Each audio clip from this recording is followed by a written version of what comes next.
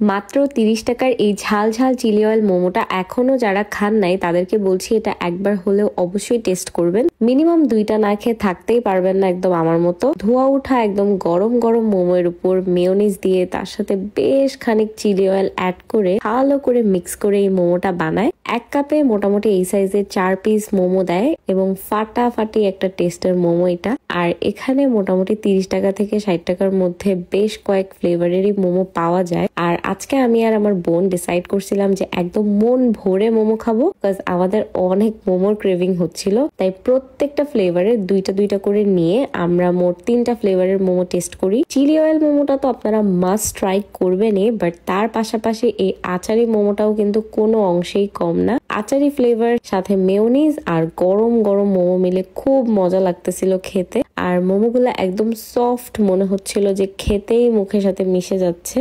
আর আচারি মোমোতে তারা আবার একটা করে আস্ত আচারও দেয়, মানে আচারের যে আঠিটা, সো দ্যাট আপনারা আচারি ফ্লেভারের মোমো খাওয়ার সাথে সাথে একটা আচারও খেতে পারেন। আর আপনারা যে যাই বলেন না কেন, কিয়ান্সের স্টলের খাবার আমার কাছে তো বেশ ভাল লাগে। আমার যখনই স্ট্রিট ফুডের ক্রেভিং হয় আমি এখানে অবশ্যই যাই খাওয়ার জন্য। সেরকম আজকেও আমার বোনকে নিয়ে এখানে গিয়েছিলাম তাদের এই মোমোগুলা টেস্ট করতে। তো যাই হোক, সবশেষে টেস্ট করছি বারবিকিউ মোমোটা, ওইটাও কিন্তু বেশ মজার ছিল। এইটার ফ্লেভারটা একটু সুইট অ্যান্ড ট্যাঙ্গি টাইপ, মানে প্রত্যেকটাই হচ্ছে ডিফারেন্ট ডিফারেন্ট ফ্লেভারের। আর অনেস্টলি এত কম প্রাইসে এমন মজার মোমো কিয়ান্স ছাড়া আপনারা আসলেই কোথাও পাবেন না এখন, কারণ 30 টাকায় এরকম মোমো আমি তো আর কোথাও দেখিনি খুলনায়। সাইজগুলো একটু ছোট হলেও দাম এন্ড টেস্ট হিসাবে আমার কাছে এটা ফুললি জাস্টিফাইড মনে হয়েছে। আর ওখানে দেখলাম মাত্র 30 টাকায় চিকেন পপকর্নও সেল করছে, তো ওইটাও টেস্ট করছি। বাট মাত্র 30 টাকা হিসেবে বেশ অনেকগুলা চিকেন দিয়েছিল, বাইট সাইজ এন্ড খেতে বেশ ক্রিস্পি ছিল।